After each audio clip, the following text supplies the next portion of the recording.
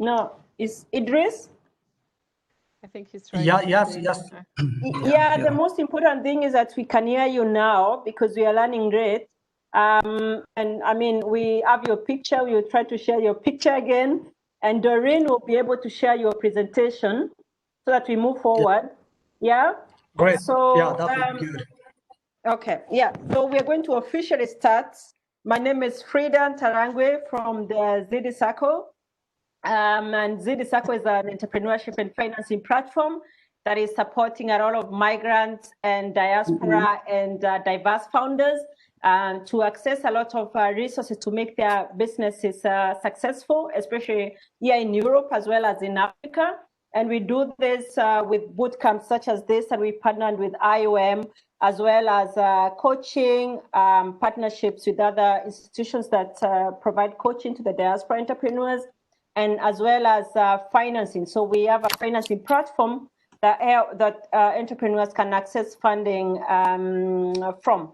So without going deep into that, I am going to introduce Doreen Dectere, the program coordinator from IOM, who is going to introduce, tell us a little bit in a summary of this program, and welcome our colleague, Ferry Watt from Ethiopia, IOM Ethiopia, and then we're going to proceed. But before that, let me let you know about the house rules.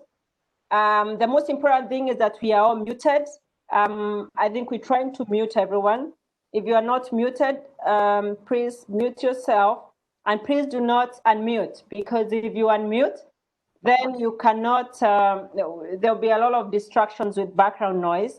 And the next thing is that if you need to ask any questions, there's the chat that we already opened. The presenters are going to present, and in the end, we're going to have Q&A, and it's important that you try to type in your questions, short questions, because if they are long, then we don't have a lot of space to read all the questions. So we're going to hand over to Doreen so she can introduce the program, and we can proceed to Idris, the first presenter. Thank you. Okay, Frida, thank you very much for the introduction. I just wanted to let everybody know that we are recording this session so we can watch it again later. I hope nobody objects.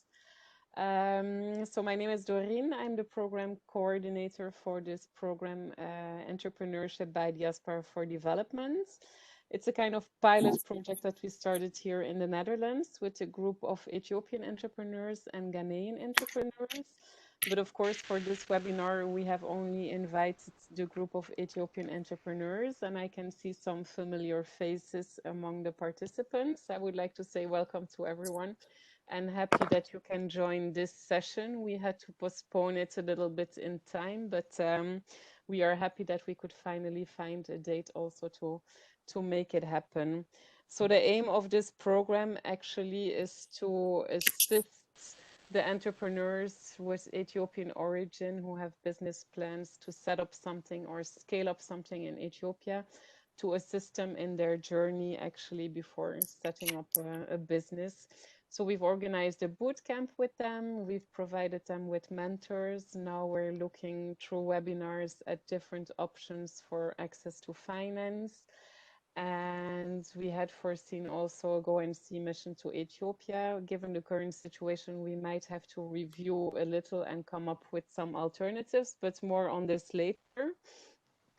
I won't go too much into details of the program because I know that everybody knows the program, and our speakers also have been involved, I think, since the beginning already in this project, especially the Diaspora Agency and the Ethiopian Investment Commission.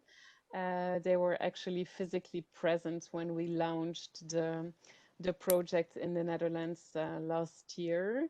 So I think I will now pass the floor to Frewot, who would maybe like to say a few words before we start with the first speaker.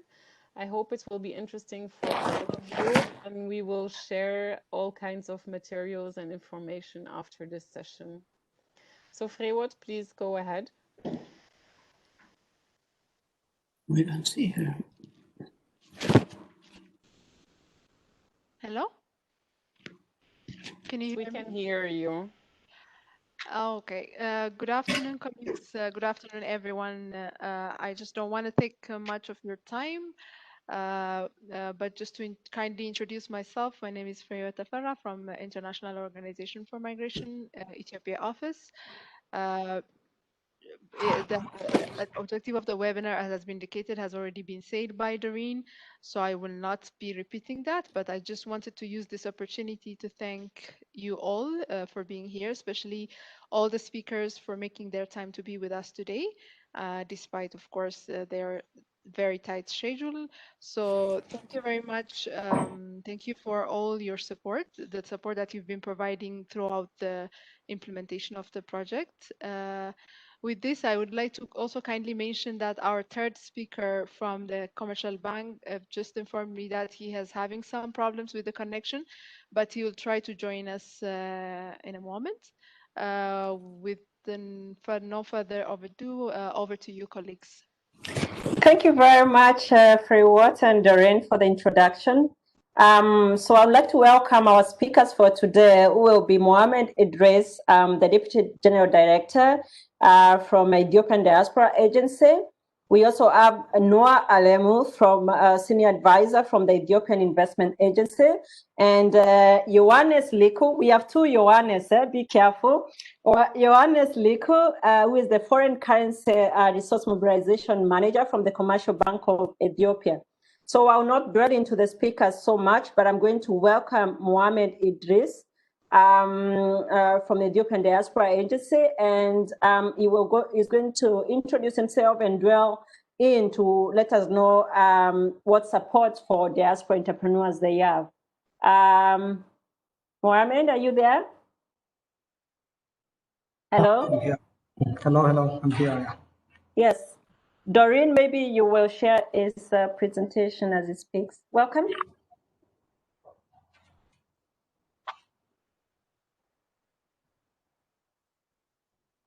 Mohamed?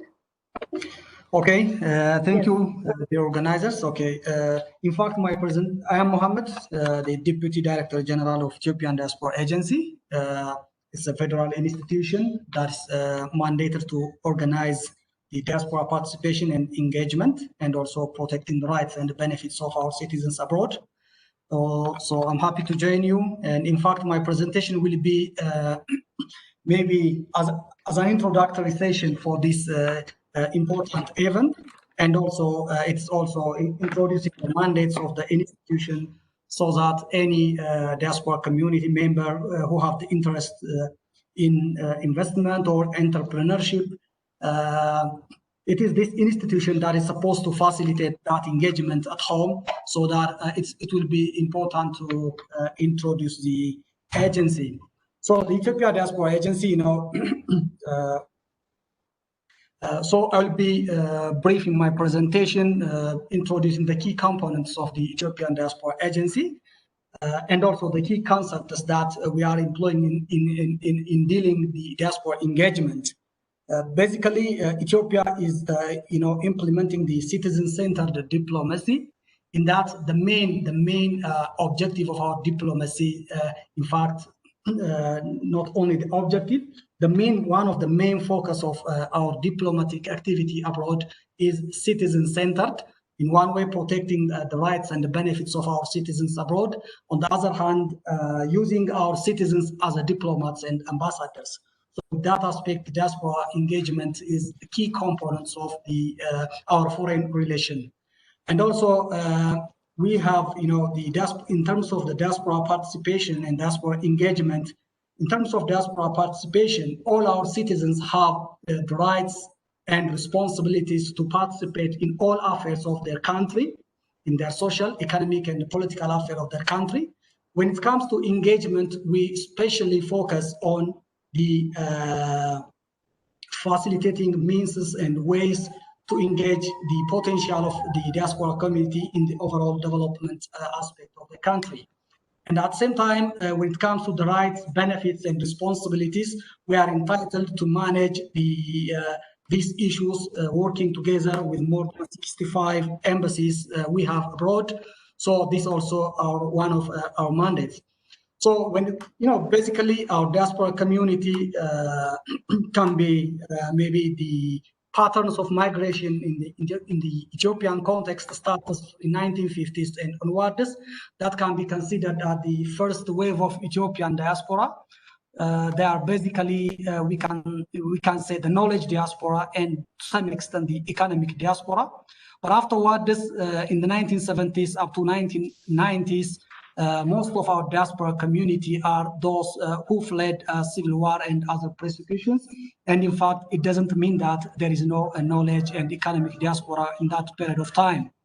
But after the 1990s, dominantly our diaspora community can be said the economic diaspora, and the engagement aspect focuses on how to integrate this potential, this economic potential, into the economic aspect of our country. So I will not go into detail introducing our diaspora community. How do they like their education background, their economic opportunity, their income? I will not go in detail on that. I think I should follow the screen shared there.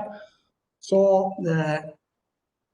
I will go into detail about what we call this knowing diaspora. The moderator, please, we better pass these screens. These are basically the characteristics of our diaspora: the educational attainment, employment, the income. We can pass these slides as well. These are very basic information. This is only to say, the next slide, please. Thank you. The previous slides are basically to say that our diaspora engagement approach is streamlined approach based on the demography, the age, the income, and the employment, and also their educational background. For example, in terms of engaging our diaspora in the Middle East, we'll focus on their low-skilled diaspora members, and also in their educational attainment, more than 55% are not more than above high school level. So that engaging these kinds of diaspora requires its own approach. Whereas when we try to engage our diaspora community in the US and in European countries, we will use another approaches based on their education and also their job characteristics. The next slide, please. So that Ethiopia is one of the first countries in Africa who used diaspora engagements based on laws, policies, and also a very strong regulatory frameworks. And also in its institutional approach, it's one of the countries in Africa that have started the diaspora engagement in institutional way, at least just before 2 decades. Before 2 decades, we have the Diaspora Directorate General within the Ministry of Foreign Affairs, and also other desks within specific sector offices like the Investment Agency, and other specific institutions who are relevant in diaspora engagement. So this is also to say that as a country, we are having a strong policy since 2013, and also other investment, foreign currency bank account, and other related activities are regulated through well-organized and well-managed legal frameworks. So the next maybe 4 slides are related with this legal background of the diaspora engagement. So we may pass to the next slides. Maybe the coming 4 or 5 slides are related about the legal frameworks of the diaspora engagement. As you know, we do have the yellow card issue. The yellow card is one of the most important instruments to engage our diaspora community. It is almost equivalent to the dual citizenship. This yellow card gives the opportunity for our diaspora community in every aspect of the country except recruitment in the defense and intelligence service. So this by itself, for any investor or any entrepreneur, this yellow card will give the chance to use every institutional, financial, and other services available for local investors. So any entrepreneur who have the interest to engage in Ethiopia have the right to access all the financial institutions, all the social and other institutional frameworks that are available for local investors, the credit service in the banks, the credit service, and also the project competitions in job creation commission, and every aspect of entrepreneurship, job creation, investment, trade. All aspects are available for the diaspora entrepreneurs, including the financial service in terms of credit and whatever it is. So this is one of the important provision we have. So the next slides are also just elaborating these concepts, the details, regulatives, directives, guidelines. So this may not be, yeah, we can pass to the, yeah, these are also another guidelines and regulatives in terms of having the foreign currency account for our diaspora community. They can use this foreign currency account, number one, to deposit their money. And number two, they can use this foreign currency account as a source of, as a guarantee to have a credit service from our bankers, both in private and government bankers. A diaspora entrepreneur who has opened a diaspora account in one of our private or national banks will be eligible to have the credit for, it can be for property, it can be for house, it can be for a new business. This diaspora account can be as a guarantee to have a credit access from these bank services. And also this foreign currency account will enable the diaspora entrepreneur to deposit his money abroad when in the host country, and that can start a new business without any further bureaucratic impediments here. This is something important to say here is, for instance, a local investor is expected to have the permission before any business or any import it's expected to have a permission from the National Bank of Ethiopia to engage in the new business or to import raw materials.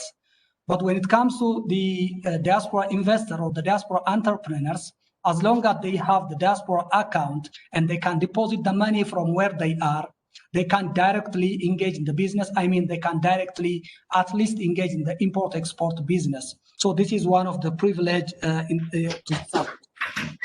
The next slide, please.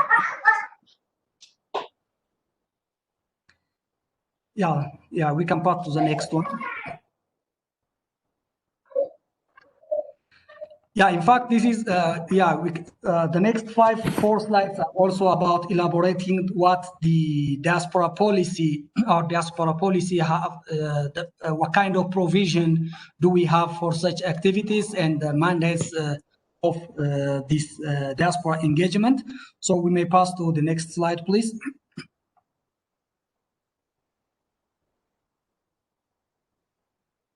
Yeah, this is also one of the important sector. Maybe the previous one, please. Yeah, this is one of the breakthrough in our diaspora engagement. You might have the information that the financial sector was not was limited to local investors and local businessmen before, but just few months back, now following the reform in Ethiopia, now the financial sector also open to the diaspora entrepreneurs and the diaspora investors.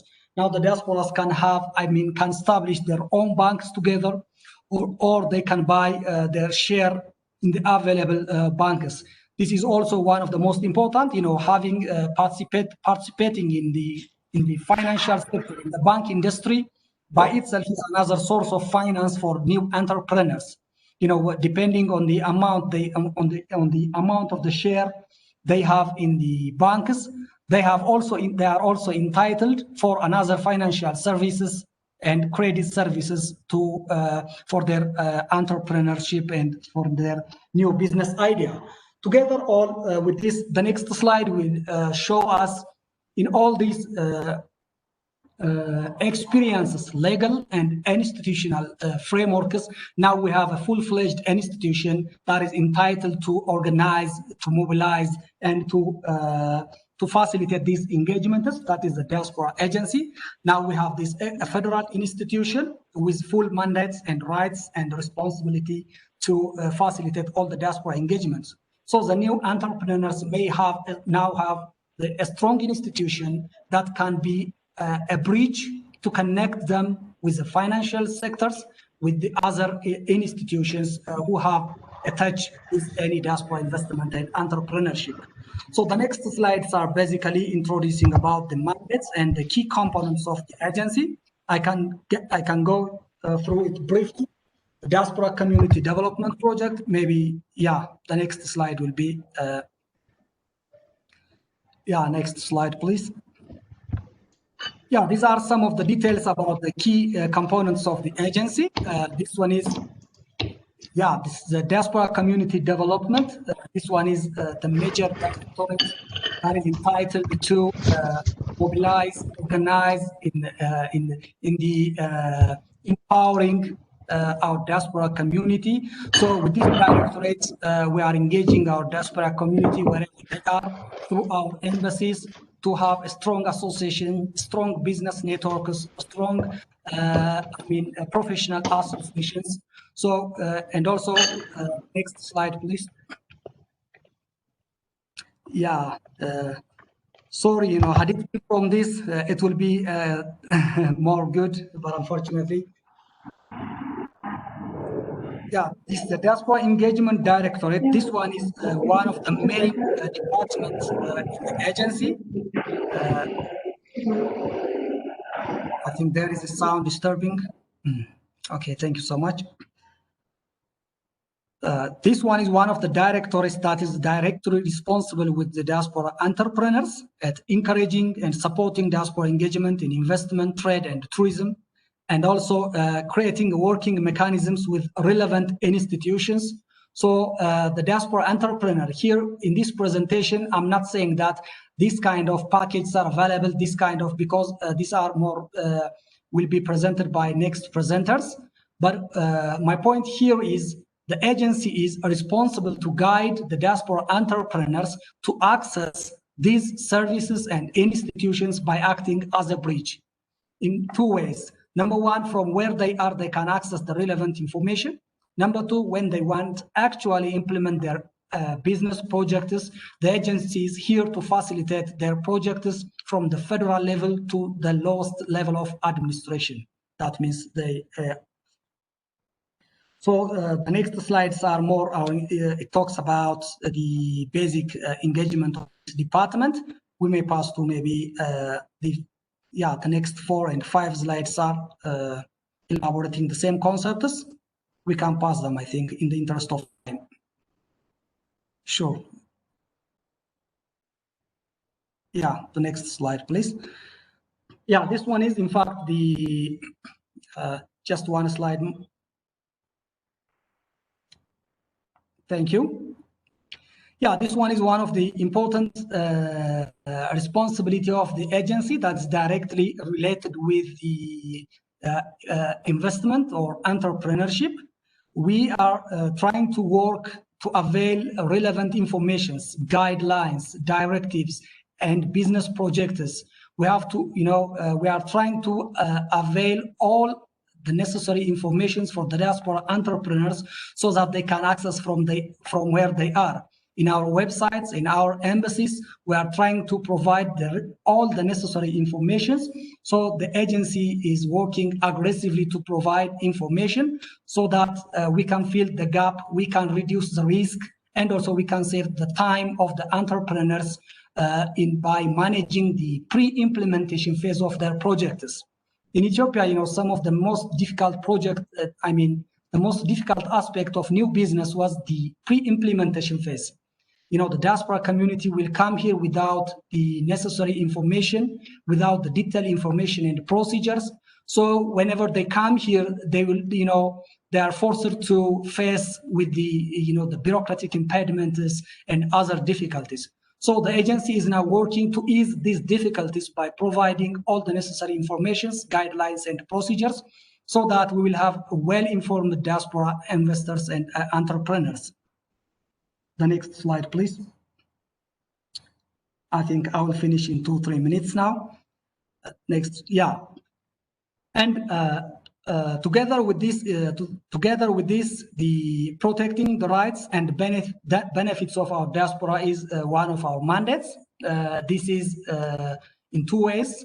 Number one, our embassies are working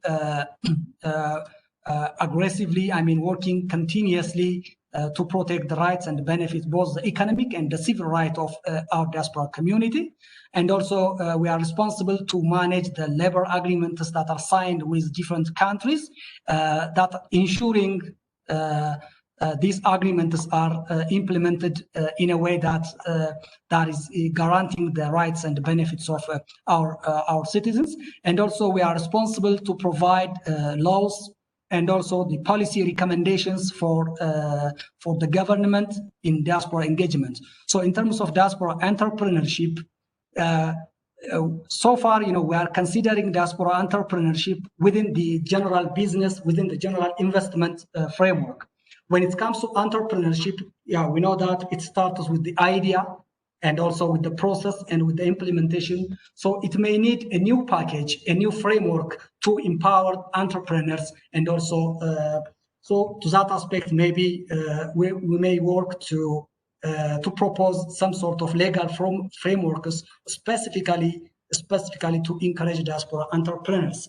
With the last slide, I will just have some pointers for new diaspora entrepreneurs. For example, as I said at the beginning of my presentation, the import and export sectors are the most attractive one for the beginners, because they can do it from where they are.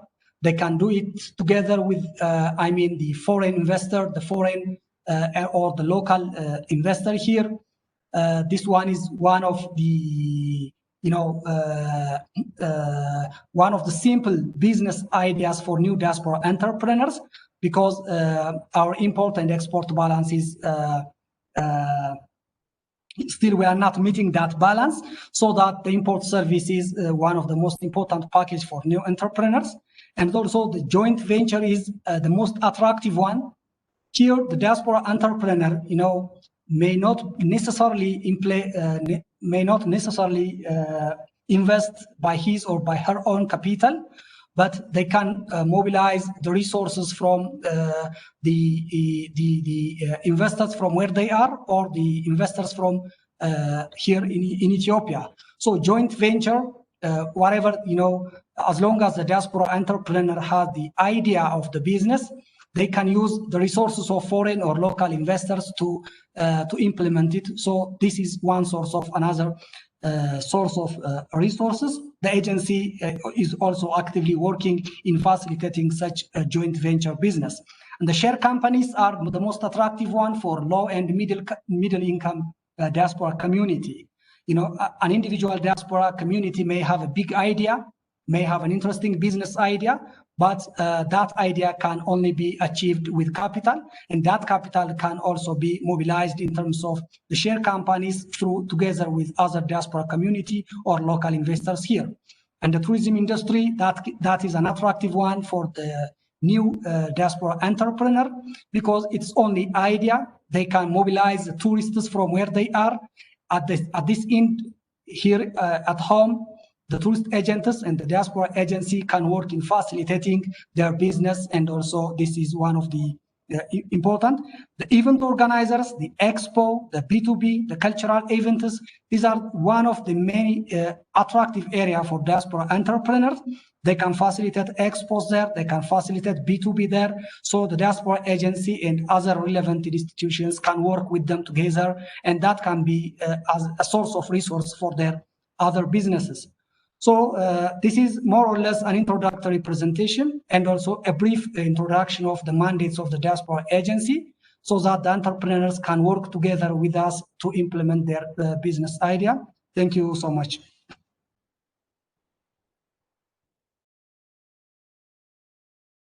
Thank you very much, Mohammed. I think it was a very clear presentation and very, very informative. Especially, Ethiopia, I think, has done very well in this regard, establishing an agency that is fully focused to the diaspora. What I got from you is also that there's the yellow card, that the diaspora has almost all the same equal rights as citizens or local citizens. Maybe later you'll tell us what about other diasporas, for example, from East Africa. You also talked about the possibility of diaspora forming their own organizations or even, opening their own banks, and all the policies and, opportunities like the sectors. So I have a few questions for you, Mohammed. And one of them is that what does facilitating the implementation of BP means? I missed the BP. I don't know what is a BP, but the real question is what kind of practical support can the agency give? For example, if someone wants to do a big agriculture project, can the government support, especially with land, for example, or apart from the practical information that they can get? What is the agency doing to give the proper resources? Thank you.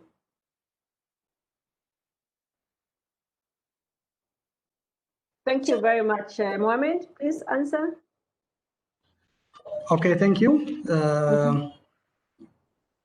I think the specific support the agency, in fact, it's not the agency, generally the diaspora investment, for instance, in terms of agriculture or manufacturing or real estate, an individual diaspora who has the interest to engage in any sector,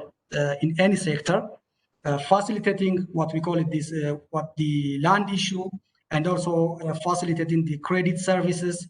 And there is also another provision that the Franco Valuta, the diaspora entrepreneur or the diaspora investor, had the right to import the machineries, raw materials, and other necessary equipment, including the vehicles related to the investment, not the private vehicle, but related to the investment without taxation.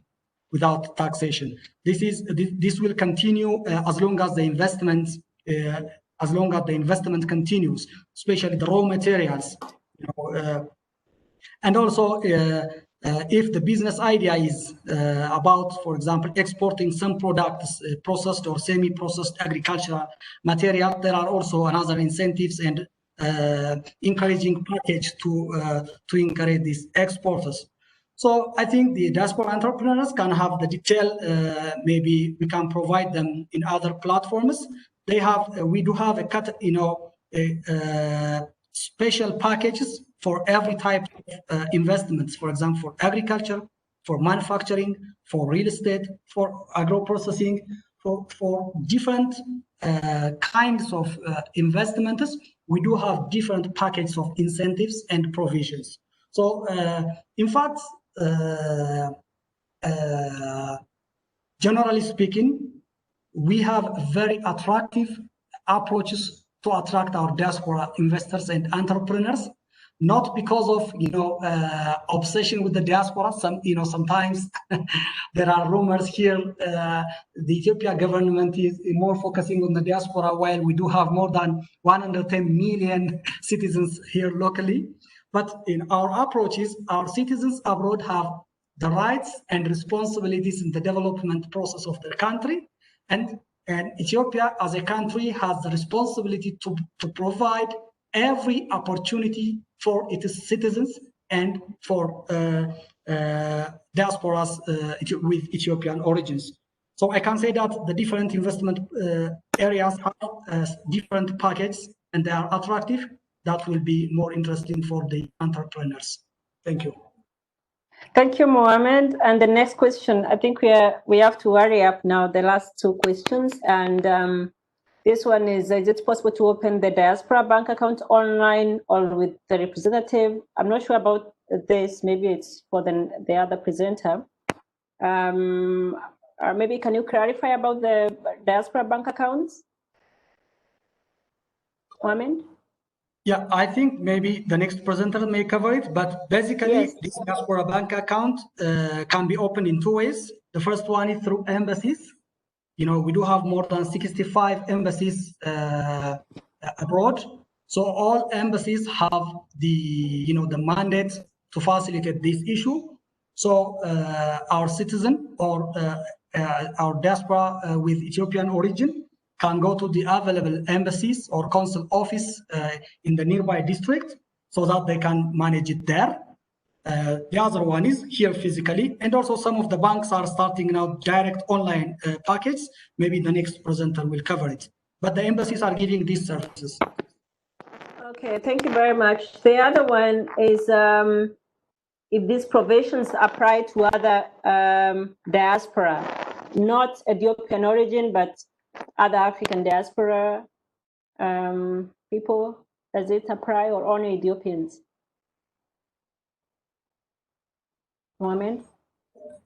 Yeah, actually, we have some, some countries like, for example, the Jamaicas, for example, the Armenians, for instance, who have a strong, in one way or in another, either historically or with other aspects, a strong relationship or some factors.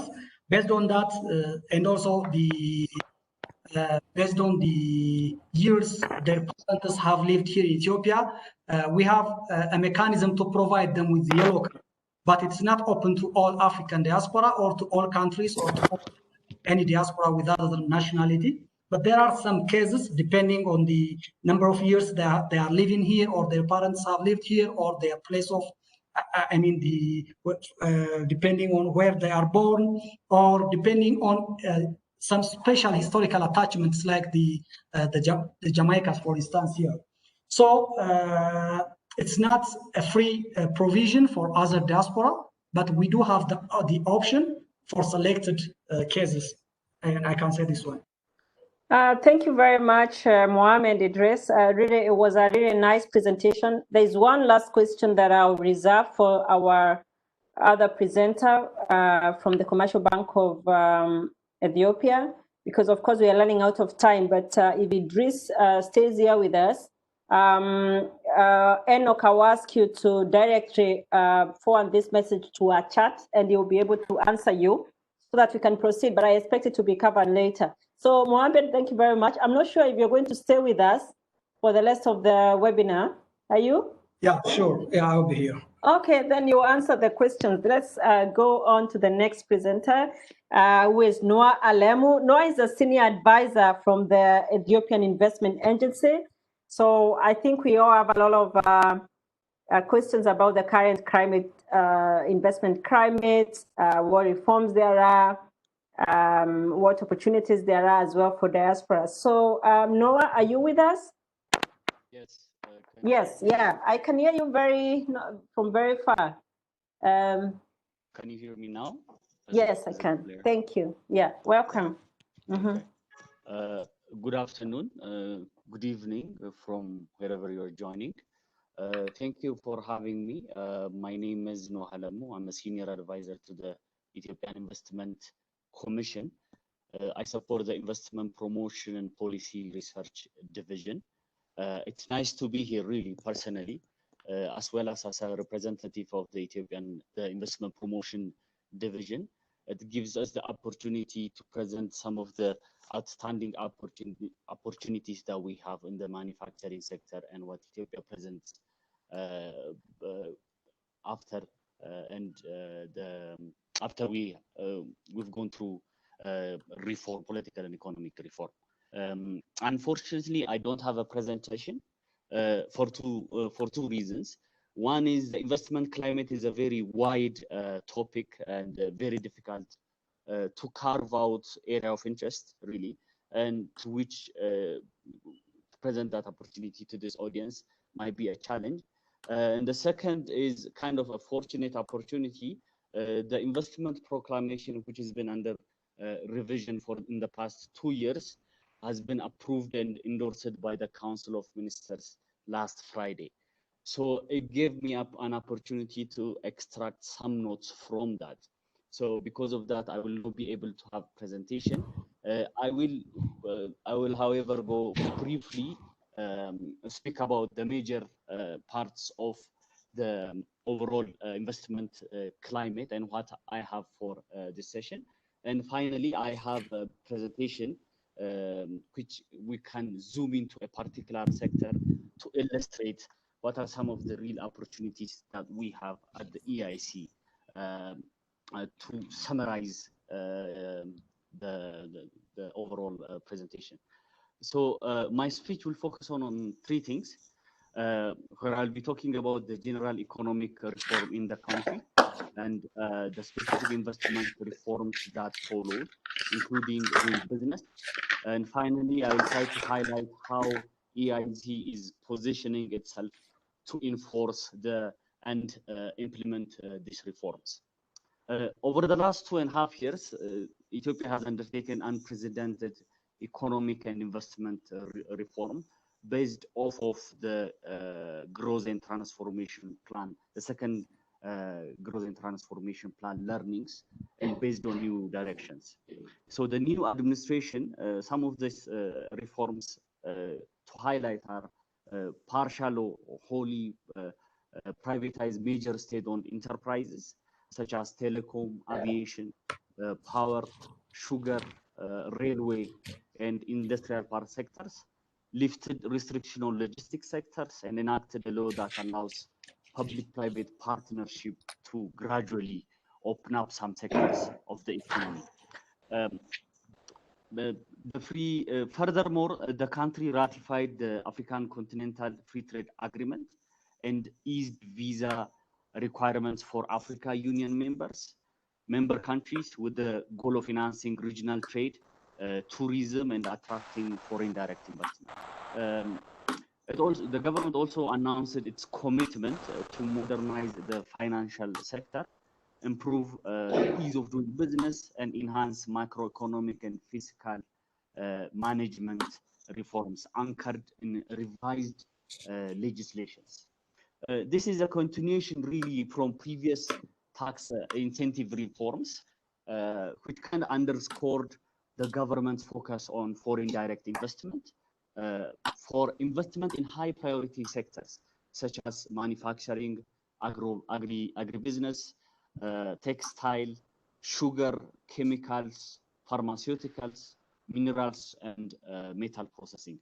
It has also taken concrete measures to open up closed sectors, including drafting a bill to open the aviation sector, drafting legislation to create a new telecommunications regulatory, and allow foreign investment in that sector, allow minority stakes in joint ventures by foreign logistics companies, allowing Ethiopian diaspora to hold share in private Ethiopian banks, and commissioning a study to advise on how best to open up the financial sector.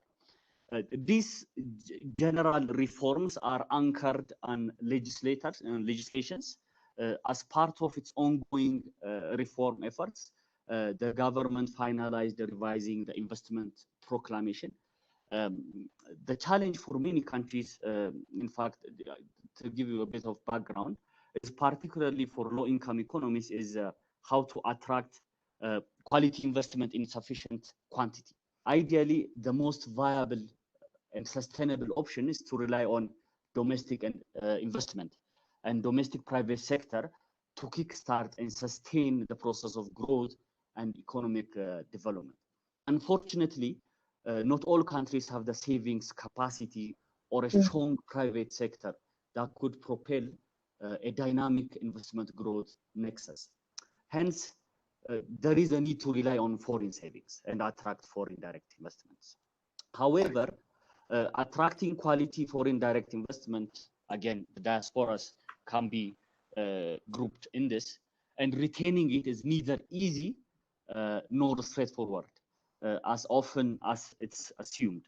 It requires, among other things, a favorable macro policy environment, a specific policy and institutions aimed at attracting investment, and clearly defined laws and regulations that are transparent, predictable, and easy to implement. with this Sorry, regard, Noah. Hello, yes. I'm interrupting you because a lot of I'm getting a lot of messages that people cannot hear you. So for me, it's very clear. So I do not know if there's anything you can do about it. How about now? Yes. How about now? Is it clear? Yes, to me it's very clear. Let's hope the others will also be able to hear well. I think you can proceed now. Yeah, thank you. Okay, I can proceed. Let me proceed. So the existing investment regime issued in 2012, the investment proclamation number 769, lacks these essential features that I just mentioned earlier. Thus, during the 2019, Ethiopian initiated major reforms in investment laws and regulations, radically changing the focus, scope, and level of openness of the investment regime. One of the most significant adjustments to the existing investment regime has been the shift from a positive to negative list approach when classifying sectors or economic activities that are open to foreign investors. The negative list model identifies and defines exhaustively the investment areas that are fully or partially restricted to foreign investors. However, experience shows that most investors find this approach more transparent, predictable, and less confusing. It also makes attracting and facilitating investment relatively easier for host countries. So moving this, the shift from positive to negative list has actually made speculative on the positivity of the Ethiopian investment reform.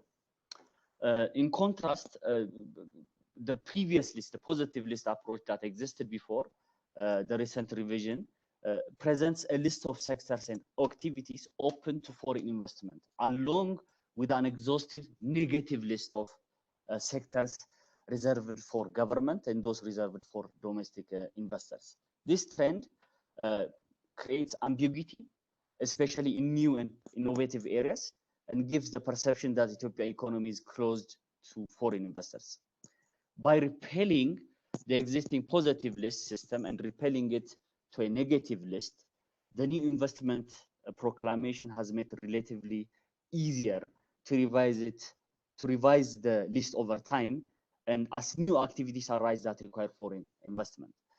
To summarize, the investment proclamation, the new investment proclamation include the following areas reserved for joint venture investment with the government, areas reserved for domestic investors, and areas reserved for joint venture with domestic investors.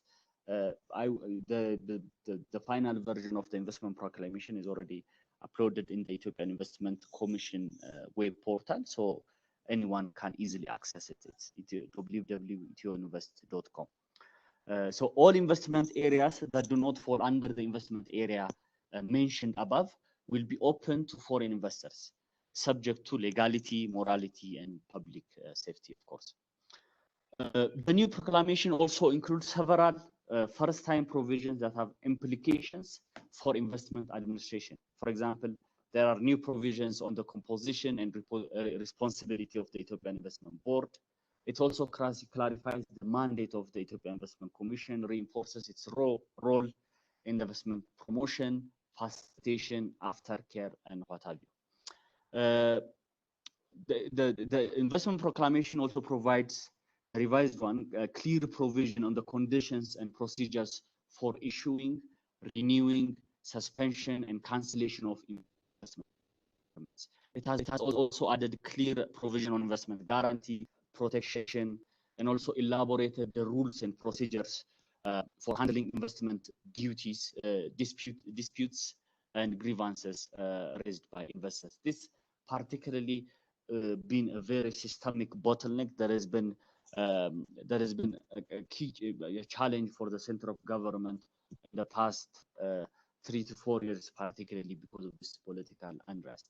And this new revision gave clarity in how to administer those grievances.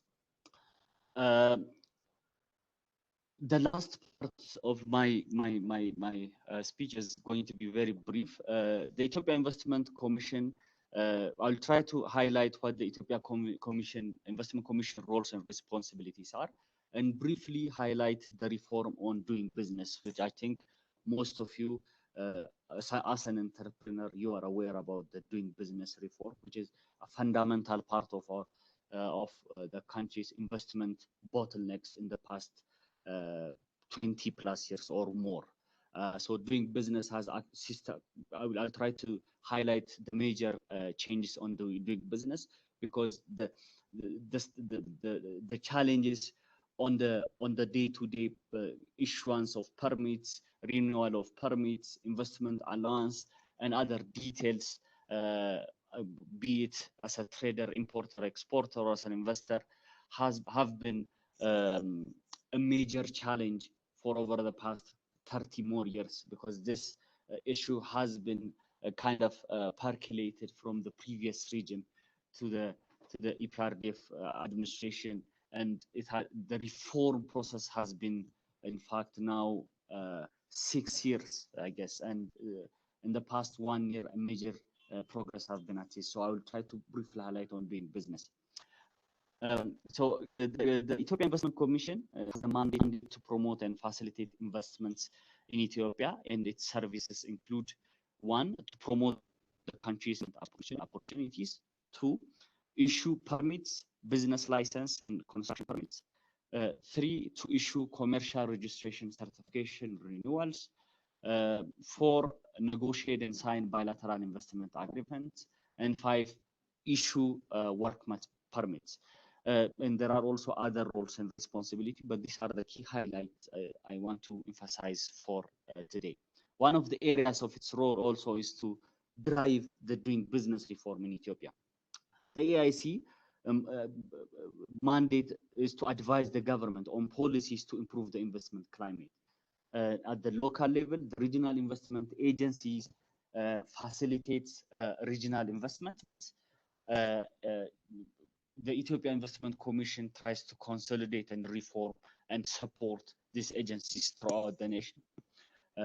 Ethiopia, in doing business, Ethiopia ranked on 2019 World Bank Ease of Doing Business Index, improved from 2018, moving from 161 to 159 out of 190 countries. This is not huge success. It's very minute. However, to achieve quick ranking improvements, 8 new laws and 4 procedural administrative reforms were enacted in 5 months. The short-term reforms focused on quick wins, while laying out the ground for more ambitious medium and long-term reforms. The major reforms under doing business can fall under 7 areas. One is starting a business. A legal reform was approved by the government in November 2019, eliminating lease agreement and authentication requirements. In addition, online business licensing system has been finalized and will be launched in the first quarter of 2020. Getting credit information system has been expanded further to include microfinance institutions and lease companies. Movable assets as security rights proclamation has been enacted in August 2019. Currently, collateral registry system is under development. So these are some of the highlights under starting a business. Paying tax, VAT amendment proclamation has been again enacted. E-filing and e-payment system are also being expanded to cover large and medium taxpayers. Trading across borders, the development electronic single window of cross-border trade has been finalized and will open in the first half of 2020. The risk-based customs clearance is also being modified constantly to optimize results. The government also has decided to eliminate the mandatory hiring of clearing agents to reduce the cost and time it takes to start business. Online application portal is also being developed to ease the process of registering property. So maybe Frida, we can go to the presentation and we can zoom in into a particular sector so that I can highlight some of the incentives specific for companies interested in pharmaceutical sector. So maybe maybe you can start from slide 4.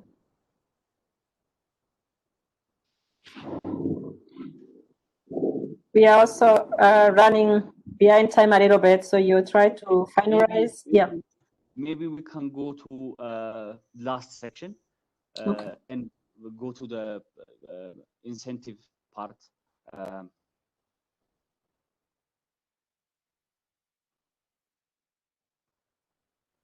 Move to slide. Yeah, let's move on. Let's move on down. Yes. Proactive business environment. Yes. So as stated earlier, some of those reforms are targeted to boost investment, foreign direct investment to Ethiopia, and those reforms are anchored particularly around specific sectors and around. So this presentation, which I think Frida can share to the group later, is about a pharmaceutical sector. I don't want to. I will try to keep the presentation to this particular slide. One of the sectors that as EIC and as Ethiopia we try to promote is the pharmaceutical sector. I don't know how much you're aware, but Ethiopia has identified 7 major sectors and 11 minor strategic sectors for active investment promotion. And one of the sectors is the pharmaceutical sectors. So what makes this sectors a strategic sectors for the government is there is the opportunity to improve employment opportunities and the capacity of the sectors to generate foreign direct investment and foreign exchange. Because of this relevance, these 7 sectors have been identified, and tailored investment support has been developed to support and attract investment to this sector. This investment incentives can be grouped in 4 areas. So the fiscal incentives tailored to investment is, for instance, companies interested to build industrial parks. As I've mentioned in the background and over the speech earlier, one of the areas that is open for foreign investment is investing on industrial parks. That has been, in fact, active for quite some time, but the legislation and the support around it has not been clear. And one of the incentives is for investors interested in industrial park have 15-year income tax exemption. Exemption from income tax for enterprises inside industrial parks can go from 8 to 10. So if a manufacturer interested to invest in the pharmaceutical sector, for instance, we have an industry park called the Qilinto Industrial Park, which is primarily dedicated for pharmaceutical sector. Any manufacturer interested to invest can put together a proposal, and once the proposal is approved, they can simply plug in and establish a manufacturing plant there.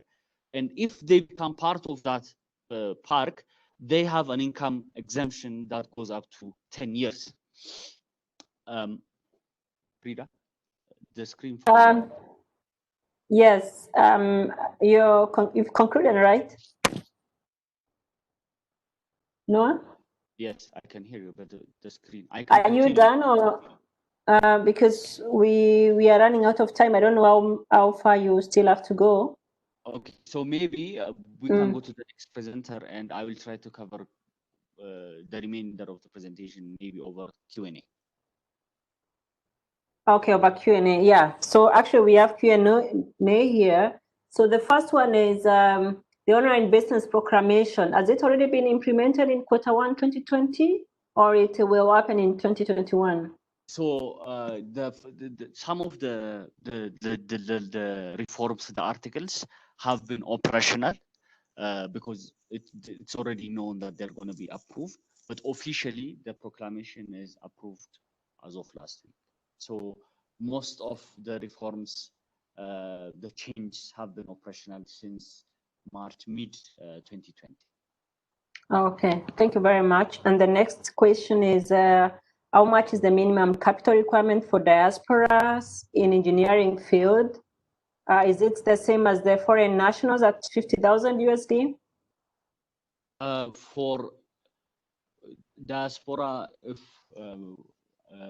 the diaspora with the Ethiopian passport holder, I think they're considered as domestic.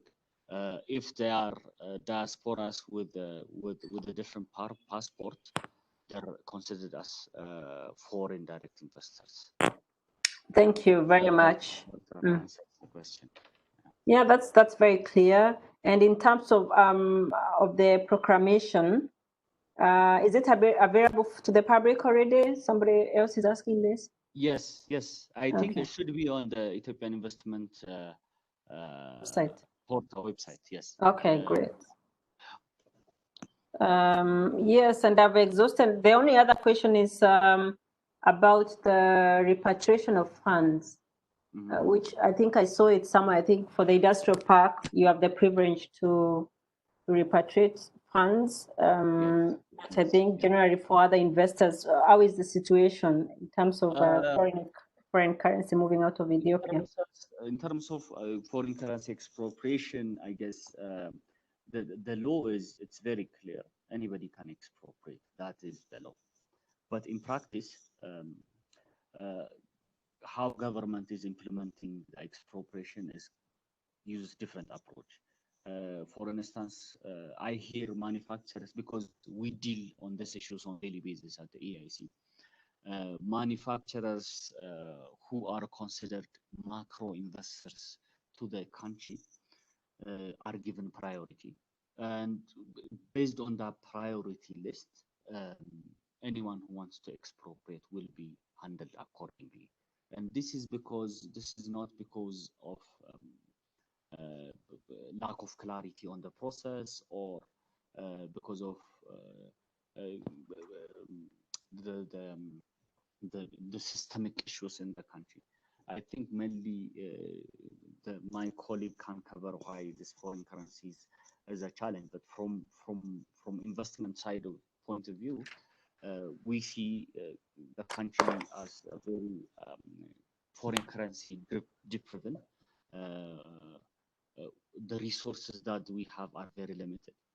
We are landlocked economy, and there is a huge investment by the government on infrastructure, and it is understandable that with an economy of that's importing around 21 billion USD worth product and exporting 4 billion USD export, the gap is very, very, very huge, and it's a huge burden by the government. So how the government is trying to administer foreign expropriation is entirely dependent on those decisions.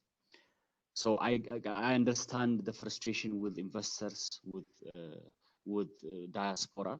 It is a frustration with us. We can't even travel outside of Ethiopia with more than 100 USD. That's we accepted it because this is a huge challenge. And I think personally, as an institution, as EIC, we are being very open to investors that foreign currency is a challenge, and Franco Valuta is the alternative and the option they have. But investors who don't have those options, we give them the fact that they have to bring in significant USDs, or they have to rely on our commercial banks and our private, on our public and private commercial banks to secure foreign currency. Thank you very much for the very clear presentation. I think Imanot has been raising her hand, but I tried to chat with her, but I didn't see. Inamot, you can unmute yourself and let us know. You can say something. That's okay. Imanot? She cannot hear us because I think she's still on mute. But yeah, I hear you. Yeah, yes, I what's hear the problem? you. Hi, I hear you, Frida. Okay, would you like to say something? No, actually, this presentation, I don't hear it clearly. There is some disturbance. I can say that I didn't follow it very good. I hope I will get the presentation. Anyway, the first speaker, I just followed very clearly, but this one not, unfortunately. Okay, that's noted, and we are going to share with you a detailed presentation from NOAA. Of course, I mean, it's understandable that sometimes we have a lot of internet issues, and unfortunately, there's nothing we can do about it, but we will try to share with you as much information as possible. So we'll move on to the next presentation. And anyhow, Noah will still be here with us, I guess, Noah, so that you can answer, you can maybe say something in the end if there's time. And our next presenter is Ioannis Liku. Ioannis, can you hear me? I think he's having also some connection issues. He's still not there. Ioannis? Yes, we got a message from Frewat that he also has some connection issues. So one of the options would be that we share his presentation later after the webinar. And we still use this time a little bit for question and answers. Because also I think a lot of people did not hear Noah very clearly. Also from my side, the connection was not very good, and I can see a little sign next to his name that his connection is a bit poor. That's why we did not hear him very well. But maybe Noah would agree if he would give his email address also in the chat. Noah, would you agree if we would share your email address maybe with the ones who are listening to us now, and then if they have some questions, they might get in touch with you? It is absolutely fine. I think in the opening I mentioned this is also an opportunity for the Ethiopian Investment Commission. Yes. We are seeking for active diasporas investors who are interested to engage on the ready to invest opportunities. So I will share my email. That's very nice, Noah. And I'm to Frida as well. Yeah. Okay. So sorry to the participants for the connection issues. I think we can open the floor again. I think the only speaker that we could hear very well was Mr. Mohamed Endris. So maybe it's a good time if you would have additional questions. I know I saw that Elias just sent in the chat that he has a question. Maybe Elias, you can just unmute yourself and ask your question to Noah. That is fine. Hello, good afternoon, everybody. I think I miss the time because I am now in the Netherlands. It is 3 o'clock, but I think you already started the meeting, right? Yeah, yes, we start 2 o'clock Dutch time and 3 o'clock Ethiopian time. Okay, I made a mistake. That's why you were lost. In my agenda, it is 15 hours, so it is 3 o'clock, but it's okay, no problem. Mr. Noah, I have a question for you. I am an investor. I already invested in Ethiopia, ongoing in a resort in Zwei area. But I have a question. The Ethiopian Investment Commission, what can they do for me? It is really a good question because if you look to investment opportunities, Ethiopia is really a good country to invest. Also a lot of possibilities, but the question is after investment, what kind of support you can do for us? For example, if I'm now starting investment through Ethiopian Investment Commission, and then I'm going to somewhere else, not in Addis Ababa, but somewhere else. So what power do you have after investment support? You know, all kind of political issues and also damaging our properties and all kind of stuffs. So what can you do for us? I know that we have a lot of challenge in Ethiopia to build this country together, but what can you do for us? Okay. Thank you for your question. I think this is the reason why I really like to join this event. So let's assume you're an investor who's interested to invest in a particular sector. So as investment commission, by the way, can you hear me? I can, and I think Doreen, I don't know about here areas. Yes, I can hear him very clearly. Okay. I can hear you very clearly also. Excellent. Okay. So, so this is, in fact, it's a good thing that we saved this presentation for the Q&A. So, for instance, as the Ethiopian Investment Commission, we want to do a targeted investment promotion and support or facilitation, we might call it. What that strategic support looks like is it's based on a strategic sector. So let's say you are an investor who is interested in one of the following 7 sector areas. So let's say you're interested in agro processing. Let's say you're interested in textile. Let's say leather, floriculture, energy, and pharmaceutical. So let's say you are interested in one of the sectors. As EIC, what we can provide is if a manufacturer is interested to invest in the pharmaceutical sector, one, we have already dedicated service land in Addis Ababa with a reasonable price, ready to invest, to plug in for investors to come in and invest. And because of that, in fact, we have so far, out of the 29 investors we've registered in the park, 8 of them are from diasporas, are diasporas.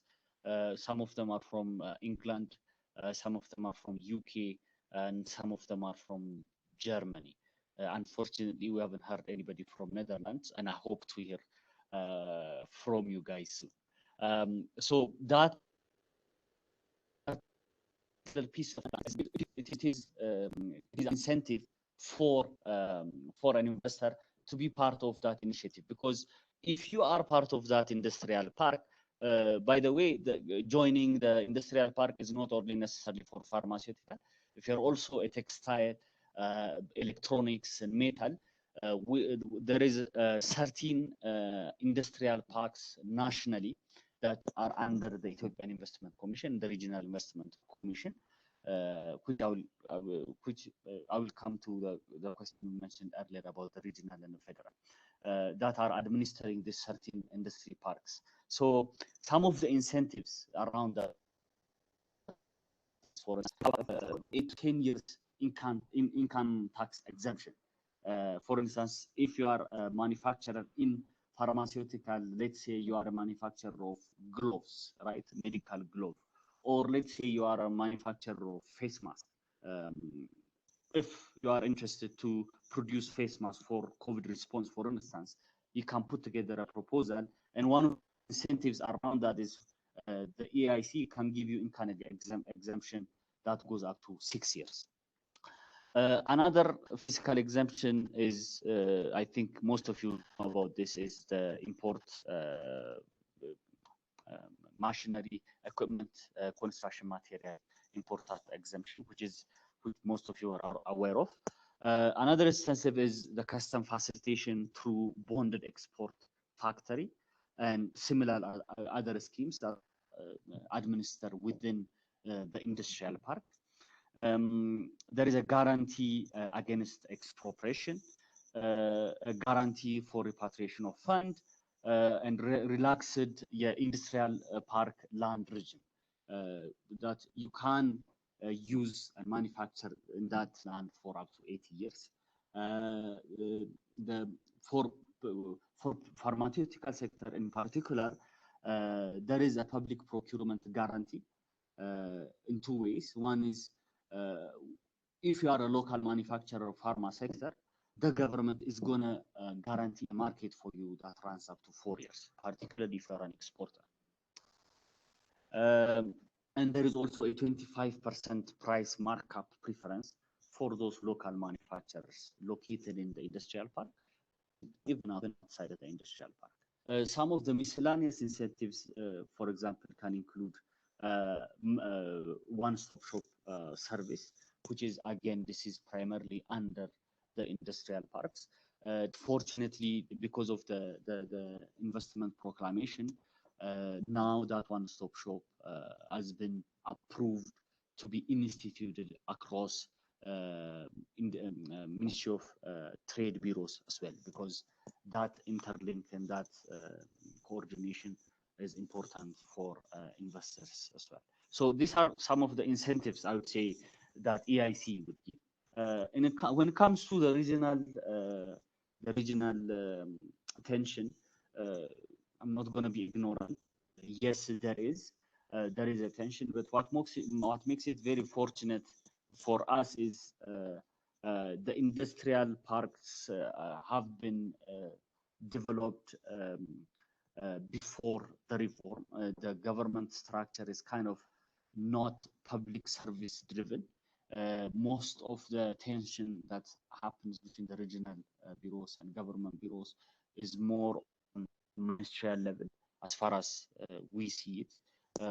From our side, we actually had to sit down last week with investors who've lost their properties, lost their employees due to the political situation.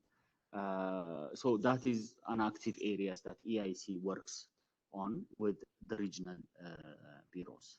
That's as far as I can say. Thank you very much. Thank you very much, Noah. Now I have a question for Mohammed. Idris, are you there? Is Mohammed there? I can hear you.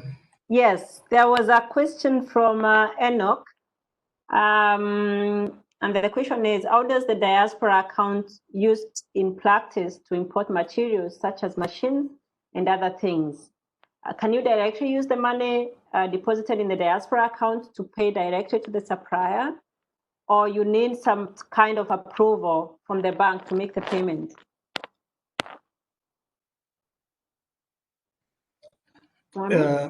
Yeah, actually, once the diaspora account is opened, either from the embassies or here, the diaspora can directly buy the machines or the raw materials from the country where they are, and but they should process it here.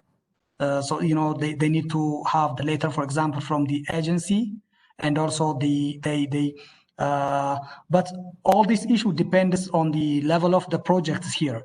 An individual diaspora may not directly send the machine or the raw materials without having here the investment license or without processing some of the pre-implementation phases.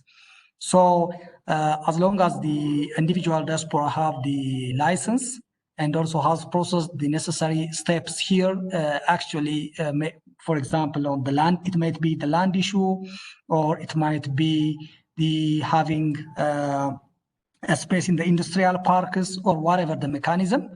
But as long as the investment is supported with the proper license and procedure, yes, they can directly buy the machines or the raw materials from where they are or from wherever they want to buy it, and they will process it here later on, if I am clear with the question. Thank you very much, Mohammed. I hope the question is clear. But I hear now that Ioannis is with us, maybe for the last 10 minutes. Ioannis?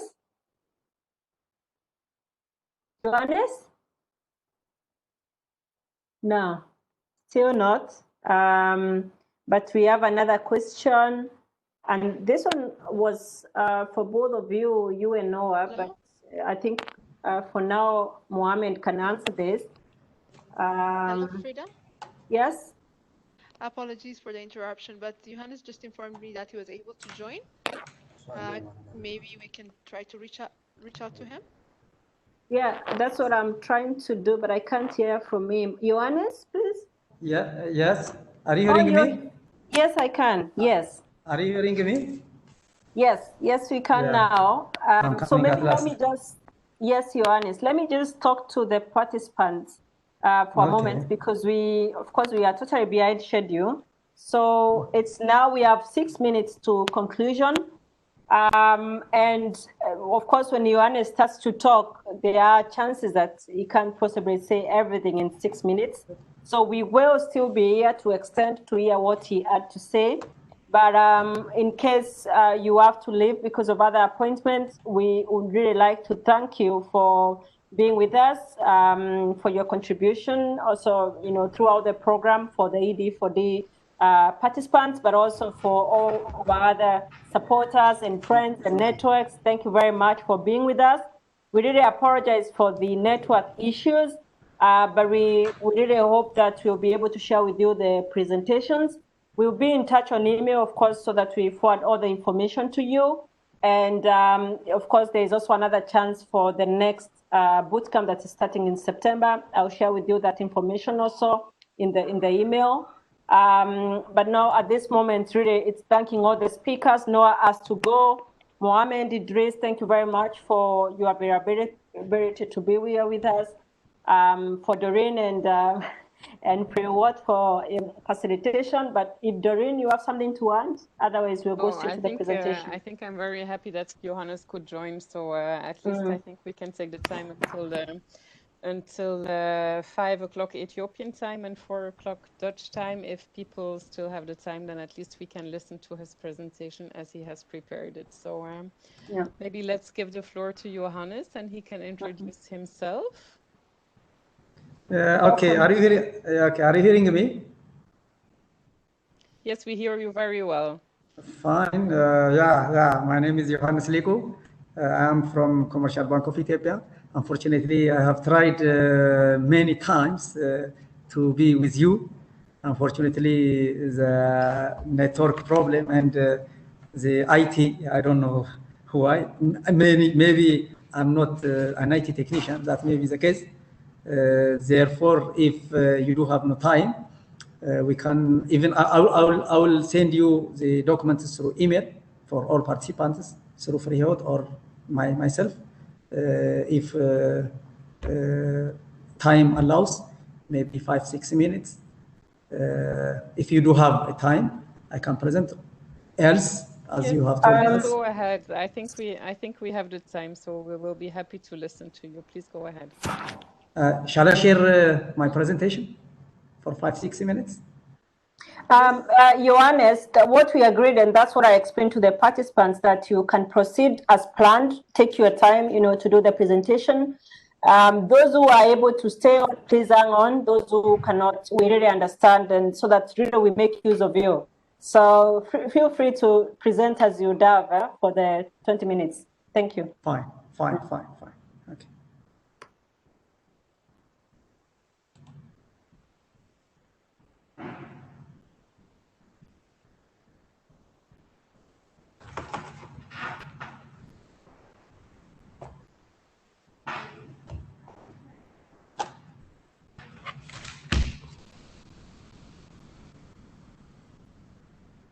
So if you want to share your presentation, Johannes, you can click on the little arrow on the bottom. The arrow, and it says connecting.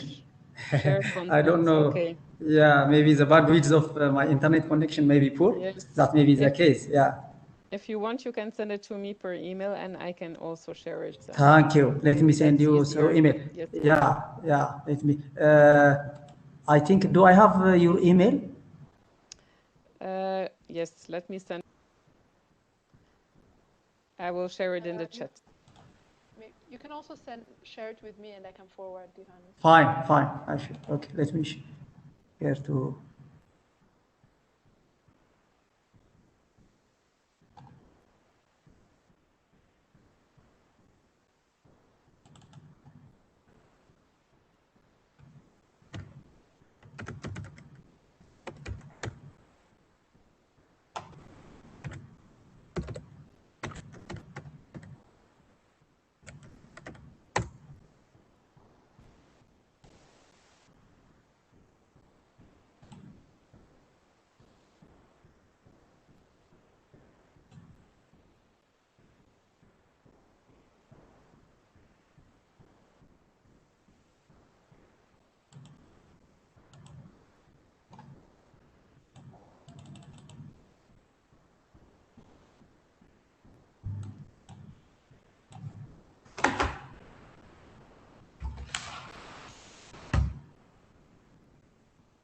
Johannes? Yes, yes. Maybe the best thing, if you've managed to send it, you can go ahead and present it, even if we can't see it. And as soon as Doreen receives it, she will be able to share as you continue. Thank you. Fine. Fine. Thank you. Let me continue my presentation. Yes, it's thank better, you. I think. Yeah.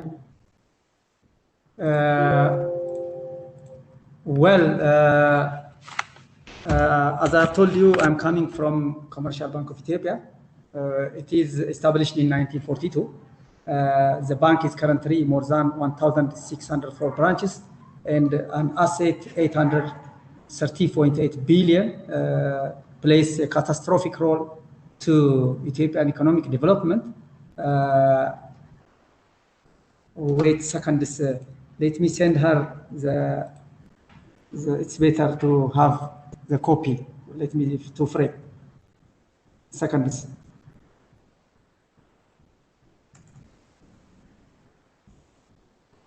Maybe as a short intermezzo before we wait for the presentation, I saw that there was one question in the chat also from Inge, who was asking what the impact is of COVID-19 and the social unrest in Ethiopia on foreign investors and diaspora interest. Maybe we can ask this one to Mohamed Endries until I receive the presentation.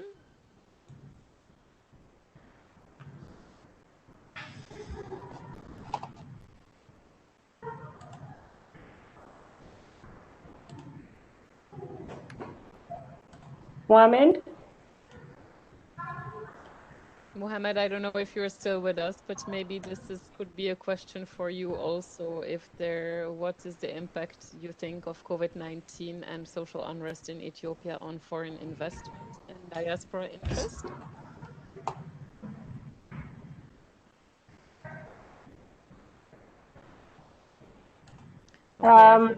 So Mohammed says he has to leave as well. Okay. So we will try to answer this question to you later, India. I think they can type it on email. Yeah. Yes, but we can keep it for later.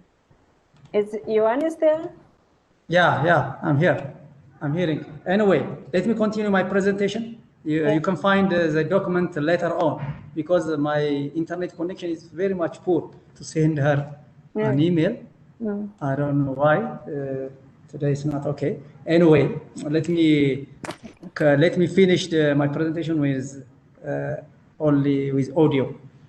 Anyway, the Commercial Bank of Ethiopia, as I've told you before, is a leading bank in Ethiopia, even in Africa, having more than 50 renowned, working with more than 50 banks in Europe, America, and Africa. For example, Commerzbank, Royal Bank of Canada, Citibank, JP Morgan, and etc.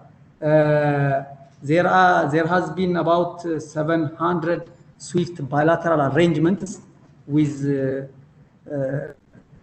known commercial banks and having more than 20 transfer agents working with more than 20, such as MoneyGram, Western and Atlantic International, Express Money, Dahabshil, etc.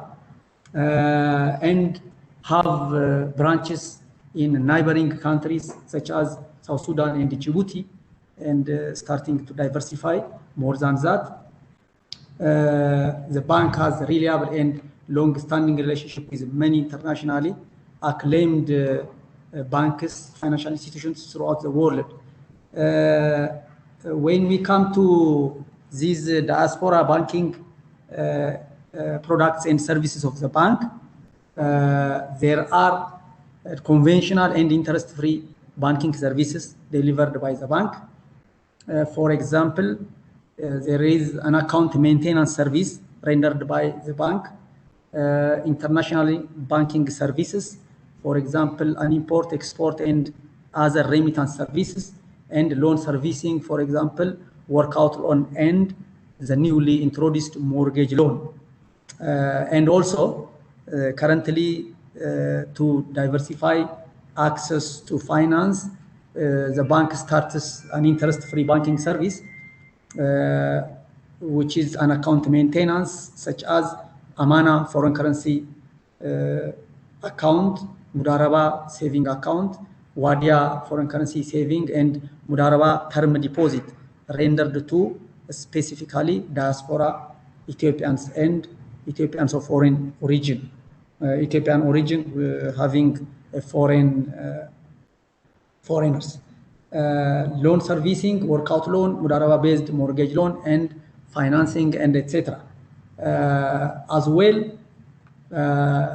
when we say diaspora account service, it is a deposit account targeted for Ethiopians and diaspora to open and use foreign currency account at home country in Ethiopia, which means there are some features.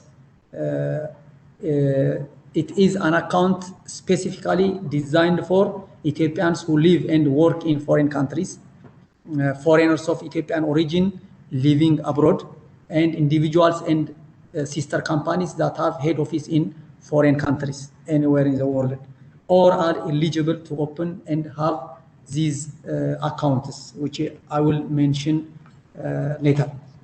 The diaspora accounts can be opened in one or more of the following currencies with different, for example, main currencies are US dollar, pound sterling, and euros. The deposit accounts can be made in other convertible currencies such as Canadian dollar, Saudi riyal, Japanese yen, Australian dollar, UAE dirham shall be converted and credited to such the detailed above accounts. The bank is accepting foreign currency cash notes, transfers, foreign checks, deposit through Visa card, MasterCard, and Union Pays, and other mechanisms will be credited to the account, and wire transfers through SWIFT, money transfer companies, which is more than 20, including mobile money, such as World Remit and the in-house developed CB Iber integrated services. Types of accounts that are opened to in CBE, specifically designed for diaspora Ethiopians are, for example, there is a current account. The current account is opened to Ethiopians living in other countries with, for example, $100 or equivalent in any convertible currencies. The account can be withdrawn or deposited or transacted through checks, and withdrawals can be made anytime. Retransfer option is also free. The second account type is fixed time deposit, which is used to have an interest or interest-bearing account. We are using the LIBOR, lender interbank offered rate, interest rate. When we accept that, it is a tax-free and used specifically, as I've told you, for diaspora Ethiopians community and for their companies. The third account type is non-repatriable. It is accepted in foreign currency and deposited in Ethiopian birr account to motivate more or to deposit more in or to motivate them. We are paying them double of the existing minimum interest rate set by National Bank of Ethiopia. For example, the current interest rate, the minimum current interest rate for Ethiopians or Ethiopian birr is 7%. But in order to motivate the diasporans, Ethiopians, for having such account, we are paying them double of the existing minimum interest rate, which is 14% currently. As I have told you before, it is a current account type.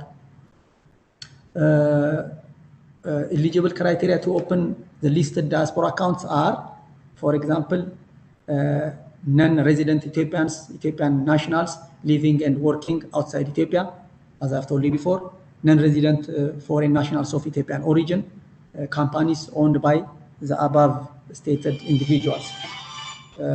Ethiopian nationals living and working abroad or in due process also can open such account. The way they open such accounts are, for example, they can present in person at any commercial banks in Ethiopia. As I've told you before, we have 1,600, more than 1,600 branches all over Ethiopia. They can present in such encounter of our branches, or if they are not, or if they cannot physically appear, they can use Ethiopian embassies worldwide. They are giving them the formats, and they are filling that form and send us. Through that, we can communicate easily. We can open that account, and the account can also be operated by the agents. If they have an agent in Ethiopia, they can operate through that agent. The required documents are application form, as I've told you before. They can give directly to our counter clerks at bank's counter, or they can get the form through Ethiopian embassies, and they can give that application. They can find that application form and fill that. Which is the other required document is their valid passport for foreign nationals of Ethiopian origin, Ethiopian origin ID issued by Ministry of Foreign Affairs, and for businesses, certificate of ownership, entitlement for the organization, and article in the memorandum of association can be sent to the bank. The other thing is the benefits. When these individuals or diaspora communities open the account, they benefited through having an account in foreign currency or use as saving. The other thing is the account holder can use the balance as a collateral for commercial loan. If he needs the commercial loan, they can use this foreign currency account. They can pledge, which means the account can use for import purpose. After having a required trade license, for example, they can import anything from abroad. Even there are some items which is allowed by National Bank of Ethiopia to participate in some retail activities, retail business, so that they can use the balance for that purpose. And at any time, if they need that amount, they can retransfer to any country. The other thing is the diaspora mortgage loan, which is specifically designed for these diaspora peoples. Feature of this mortgage loan is Ethiopians who live and work outside the country and foreign nationals of Ethiopian origin. These two individuals can use this mortgage loan. The purpose of the loan is for construction of new residential house and for construction of additional house with existing compound, and for purchase or acquisition of residential house in their home countries.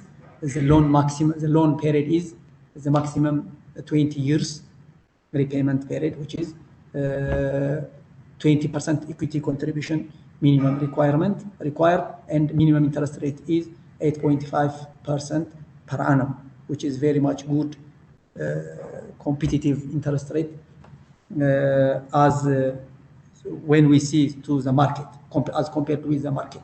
Eligibility criteria, as already discussed above, any diaspora who is age of 18 and above, and there is some required documents, residence and work permit, valid passport, and something, etc., will be required to be eligible for this mortgage loan, especially designed for diaspora communities. The other is, in short, interest-free diaspora mortgage loan financing also there. Features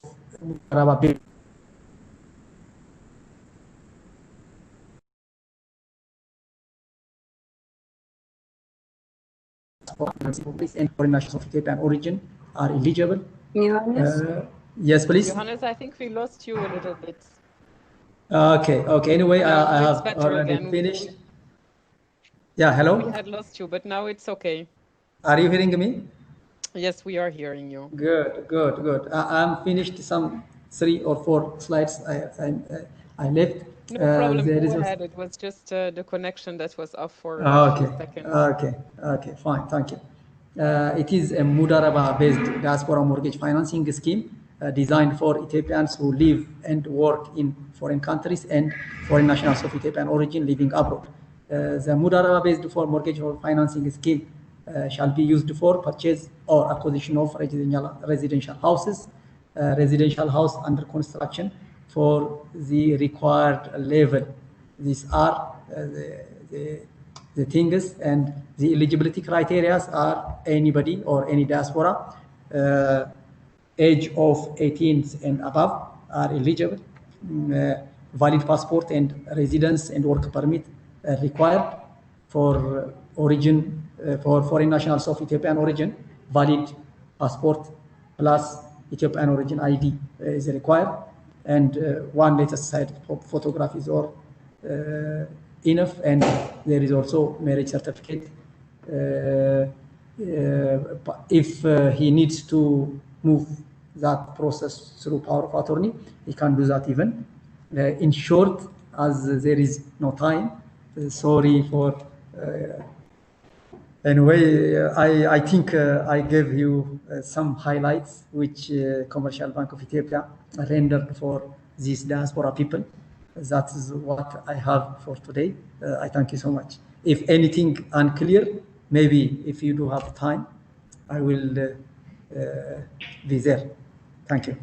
Thank you. Thank you very much, Johannes. I think in any case, we are going to share the presentation that you share with us. So the diaspora entrepreneurs can, I think if some things are not clear, they can go through the presentation, and also we can share your email if you allow us to do so that they can be in touch with you directly.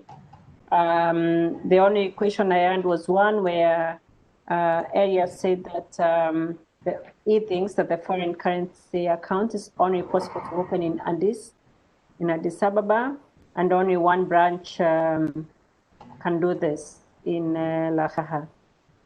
Is it right? Is it the issue? Is that the issue? Yeah, I understand your question, but we do have one special branch, specially rendered for the diaspora community.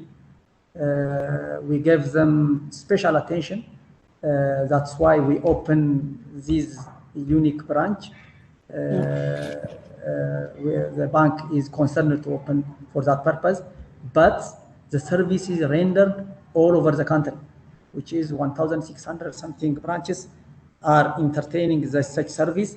Even as I've told you before, maybe if my presentation is clear, the Ethiopian embassies residing all over the world entertaining such activities. We deliver them our forms, they know, and if anybody who needs to open such account, who wants to, for example, who wants to use this mortgage loan financing activity, they can go and contact our embassies anywhere, whether in Kenya or Djibouti or Sudan, US or in Netherlands, anywhere in the world. They give them the format and they fill and give back to the embassy. The embassy send us, we are processing their loan or their account and send them back their number. Maybe the branch is especially entertaining them, if anything, special branch, but the other also delivering such service, if I am clear, maybe. Thank you very much, Johannes, for your presentation after quite a challenge. Yeah, definitely. But we are really happy that in the end you were able to share with us your points, and especially I can see you have a lot of products for diaspora. especially their accounts and with foreign currency. So this is very nice, but we really look forward to, looking at the presentation. And I'm pretty sure there will be follow-up questions to this. I think before we start giving vote of thanks, we would like to take up a group picture. So if you can turn on your pictures, what is it called? Your videos. So we can see everyone and all smiles, and we can take one nice picture before we give vote of thanks. Oh, here he is. It's very hot, eh? Like in Holland, it's really hot here. We are boiling, yeah. More pictures. Turn on your videos, please. Yeah, I can see everyone, eh?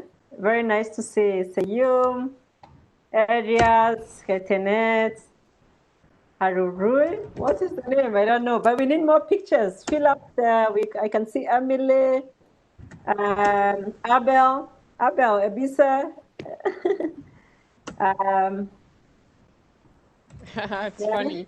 People are even watching from the beach. Yeah, people are from the beach. I can see Seyum from the car. Wow, driving. Okay. That's nice. Okay, Oh, I'm not look sure at if you want Abel. more. Abel is on the beach. Okay, let's take a picture. Okay, I'm sure we have enough pictures. everyone, but that's okay. That's okay. So if you can smile. Okay.